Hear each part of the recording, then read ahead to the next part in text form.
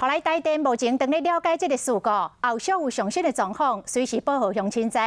回头继续来看指挥中心拄则嘛来确定，宜兰罗东银河百家乐游艺场，甲新北市蘆洲狮子会成员，这两件群聚的感染病毒的种类，甲华航诺富特是完全同款。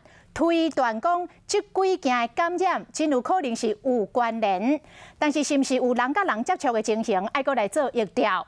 另外，这个狮子会会长甲昨这个艋舺茶艺馆的确诊者，有人甲人之间的连结，也就是讲，这个不明感染源的个案嘛，慢慢查到这个可能的感染源咯。所以，台湾进入到第3级警戒的纪律嘛，小可来降低咯。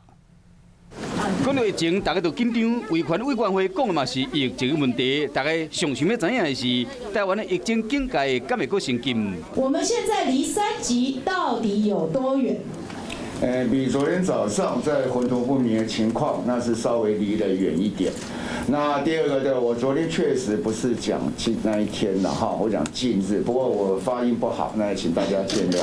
法令无标准，这无要紧，有好消息才是重点。敢讲感染源有找到啊？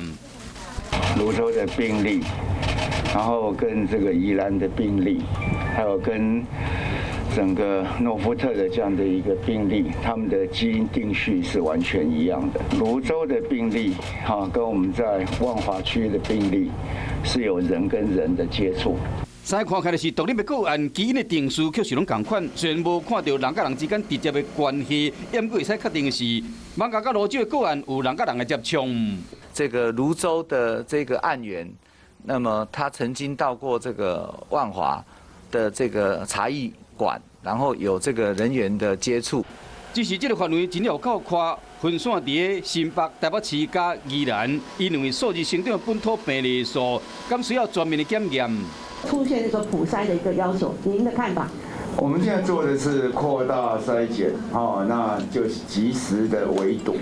那现在最重要是要快，所以任何事情都把它的医疗量能拿到，就是说用可能性相对的去做相关的一个普筛，那对于我们整体的筛检的速度就变慢了。